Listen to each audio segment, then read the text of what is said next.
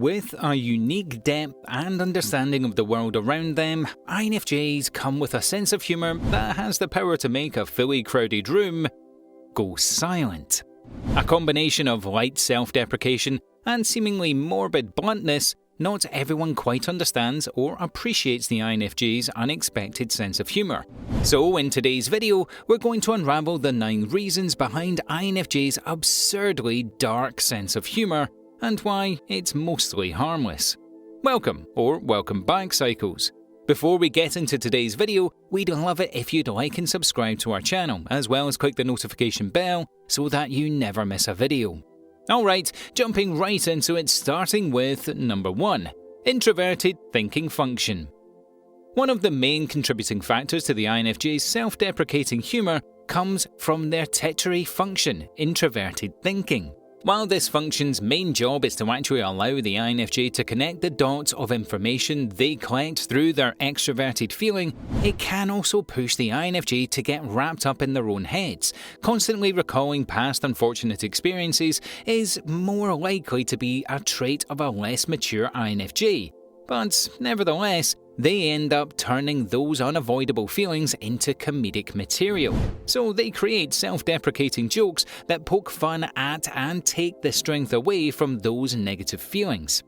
It might seem morbid and unsettling to some people, but to some personality types, it makes perfect sense and it doesn't feel weird at all. INFPs, for example, handle dark humour pretty well and usually would understand where INFJs come from when making said jokes.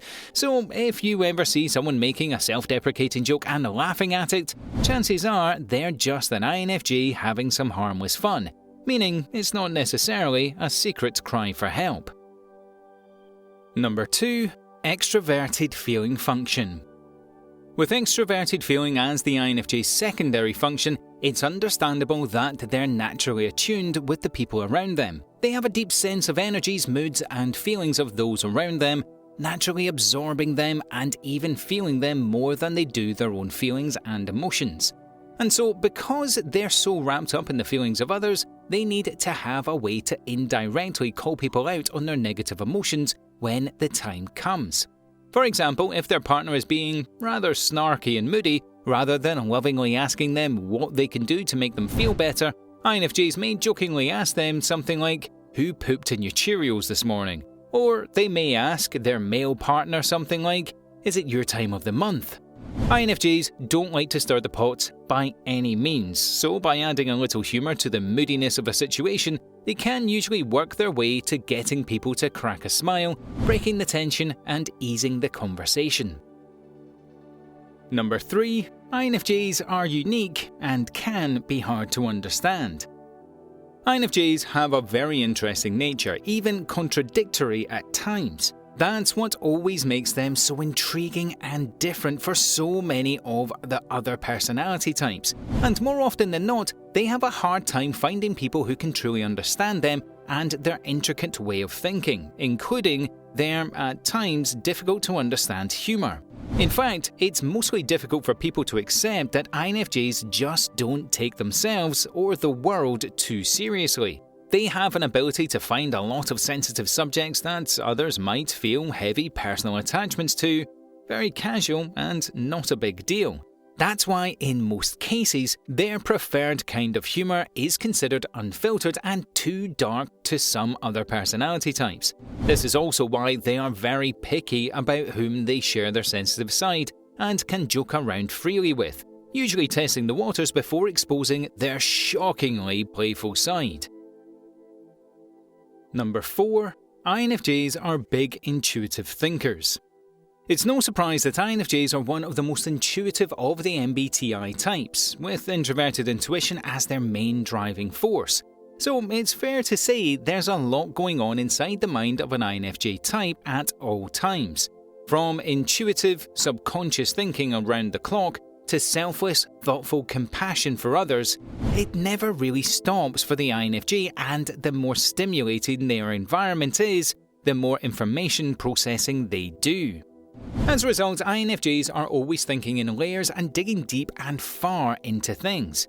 They see what a lot of people miss, and they find pleasure in that. So when it comes to humour, they manage to see past the initial disturbing structure and wording of their jokes and find them humorous and harmless. This isn't perceived by everyone around them, so it's not rare to witness hesitant laughter or even defensiveness after the INFJ cracks a joke.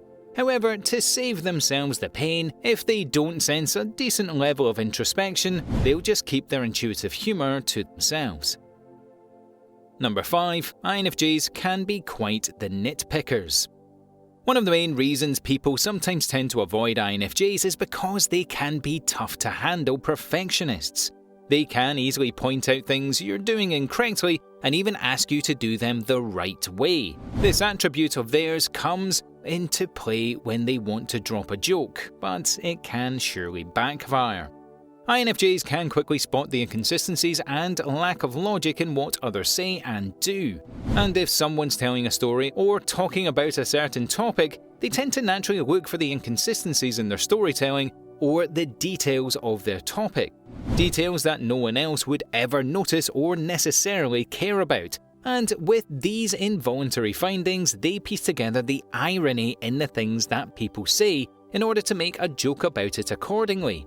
Luckily, with their deep understanding of how words can be interpreted, they often try to spare the feelings of others, so they won't necessarily call people out on their inconsistencies.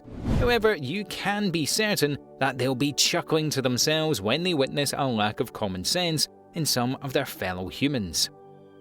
Number 6. INFJs experience a lot of guilt. By nature, INFJs love to help and please the people around them.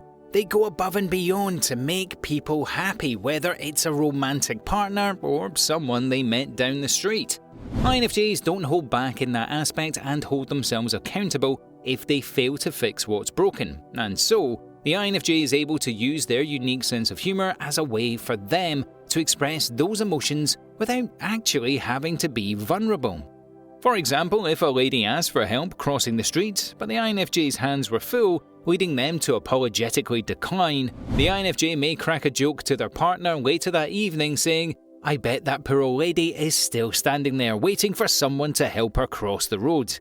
While most people wouldn't even think to recall that memory from earlier that day, the INFJ probably ruminates about it their whole way home. And so, these types of jokes are a way for them to self-soothe these feelings of guilt that creep up once the situation is long over. Number 7. INFJs want to slam the door. INFJs are famous for their slam the door trait. They won't hesitate or think twice about kicking someone out of their lives if it comes down to it. They may start ghosting or ignoring that person, then slowly shutting them off for good. They only engage with said person if absolutely necessary, but they would still give them the same kind of treatment, that they don't like them much anymore. One of the mechanisms they use to accomplish that is to push that person away, so they don't need to deal with them. And to do that, they often use undesirable and crude humour to scare that person away. Dark and morbid humour does a good job at killing the conversation and instilling that awkward silence. And that's what INFJs go for.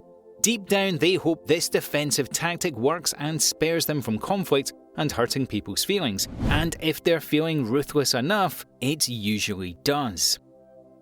Number 8. INFJs enjoy making people laugh. Because of their accelerated minds and constant inner dialogue, INFJs rarely focus on conversations that don't grab their attention. They don't do well with small talk. You could easily lose them if you don't have anything interesting to say. However, what does get their attention is out of the ordinary, intriguing taboo subjects and topics, and in particular, jokes and humour with depth and intellect. That's why INFJs are naturally drawn to dark humour. They perceive this type of humour as the best way to keep things interesting and to make people laugh. To them, it's just an appropriate way to get the conversation going in a more controversial way, which is the only time they can ever get truly invested in it. However, they're aware that their jokes might get them wary looks, so most INFJs become accustomed to know when and where to drop a dark one. It shows their compassionate side as they strive to spread the joy by laughing at the tragedy in life. And number 9, INFJs use their process of selection.